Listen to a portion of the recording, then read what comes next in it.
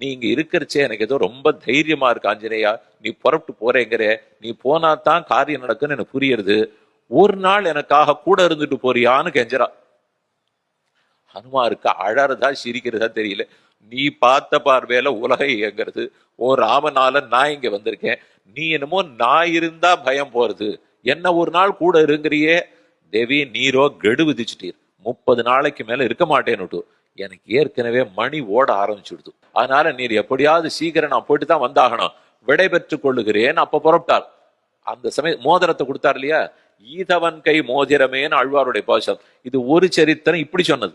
மற்றொரு சரித்திரம் மானச திலகம்னு சொல்லுவார்கள், அது ஒரு அந்தரங்கமான சரித்திரம். இந்த மோதிரத்தை கையில பார்த்த உடனே சீதை அதை பார்த்துட்டே சிரிக்கிறா, அழறா. என்னமா இருக்கும், ஏதோ இந்த மோதிரத்துல கதை இருக்கு போல் இருக்குன்னு மட்டும் ஹனுமாருக்கு புரியுது, ஆனா என்ன கதைன்னு தெரியல. மறுபடியும் அது ஒரு கதையை தெரிஞ்சுன்னு போனார்.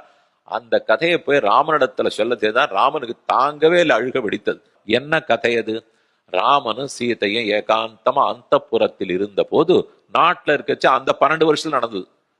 கல்யாணம் ஆனது 12 வயசு, காட்டு கிளம்பினது 24 முடிஞ்சு 25. அப்ப நடுவுல 12 வருஷம் இருக்கா. அப்ப ஆனந்தமா கொடுத்தன மழை இருக்கிறச்சே நடந்தது. ஒரு நாள் ஏதோ தெரியல, சீதை இட்டு இருந்த திலகம் பெரிய பொட்டு இட்டு இருந்தாலும், அது ராமன் விளையாட்டுக்காக கேலி பண்றேன்னு அப்படி தட்டி அழிச்சிட்டார். அவளுக்கு ஒரே கோபம், நான் ஒரு சுமங்கலி, என் பொட்டை நீ எப்படி அழிக்கலாம் அப்படின்னு நினைச்சு உங்களோட பேசுறதே இல்லை அப்படின்னு 3 நாளா பேசவே இல்லை. ராமனுக்கு கோபம், ஏதோ கணவன் விளையாடினான்னா இப்படியாவது வினையாக்குவா, என் விளையாட்டை போய் வினையாக்கினாலே இவளே பேசலைன்னா நான் ஏன் பேசணும் அப்படின்னு அவர் இக்ஷுவாகம்சம் கொழுந்து சர்வேஸ்வரன் பேசவே இல்லை. 3 நாள் ஆச்சு, 4 நாள் ஆச்சு, அவருக்கும் பேசணும்னு தோன்றது, இவளுக்கும் பேசணும்னு தோன்றது. சீத்தை புரிஞ்சுட்டா, சரி ஏதோ ஒரு விளையாடி இருக்காருன்னா இதை பெருசா ஆக்கியிருக்க வேண்டாம், நம்மளே தப்பை ஏத்துக்கணும்ட்டு இதே மோதிரம், ஈதவன் கை மோதிரமே, அந்த மோதிரம் இவ கையில இருந்துதான். இப்படி மெதுவா தான் போட்டு, ராமன் மோதிரம் இவ கையில இருந்ததே மெதுவா அவிழ்த்து கீழே போட்டா.